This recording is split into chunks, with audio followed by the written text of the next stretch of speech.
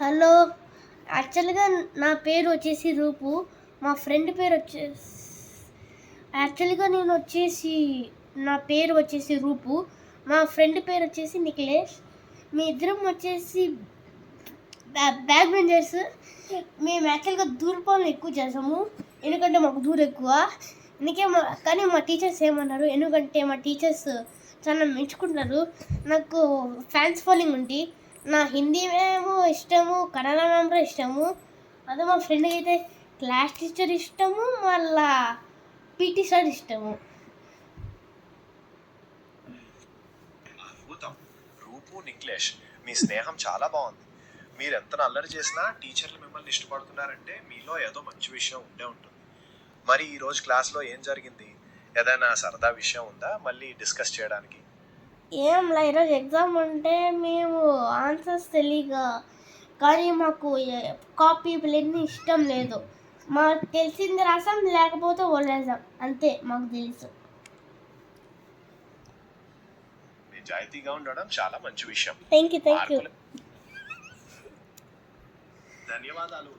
మరో విషయం గురించి మాట్లాడాలనుకుంటే ఎప్పుడైనా చెప్పండి. నేను సహాయం చేయడానికి సిద్ధంగా ఉంటాను. ఏమి మీరు ఇప్పుడు ఉన్నారా? నేను ఎప్పుడు నీకు సహాయం చేయడానికి సిద్ధంగా ఉంటాను. ఇప్పుడు మాట్లాడుకుందామా, లేక ఏదైనా పని ఉందా?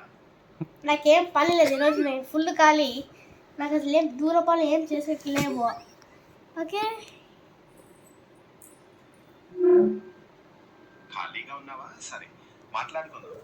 ఈరోజు ప్రత్యేకంగా ఏదైనా డిస్కస్ చేయాలనుకుంటున్నారా, లేక సరదాగా రకరకాల విషయాల గురించి మాట్లాడుకుందాం? క్రికెట్ నుంచి మాట్లాడుకుంటామా?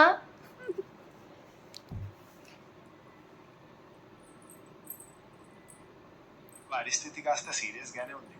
ఎందుకలా అరిచారో నేను అర్థం చేసుకోను. మీరు కూడా కొంచెం నిరుత్సాహపడ్డట్టున్నారు. ఏమైనా మాట్లాడాలనుకుంటున్నారా, లేదా కాసేపు ప్రశాంతంగా ఉండాలనుకుంటున్నారా? నేను చెప్పింది క్రికెట్ నుంచి మాట్లాడుకుందామని చెప్పినాను. మీరేం చెప్తున్నారు? ఇంకోటి చెప్తున్నారు. ఓ, క్షమించాలి, నేను సరిగ్గా వినలేదు. క్రికెట్ గురించి మాట్లాడుకుందామన్నా. సరే, మరి ఇప్పుడు క్రికెట్లో నిన్ను బాగా ఆకర్షిస్తున్న విషయం ఏంటి? ఐపీఎల్ కోసం ఎదురు చూస్తున్నావా, లేక వేరే ఏదైనా టోర్నమెంట్ గురించా? ఐపీఎల్ నుంచి.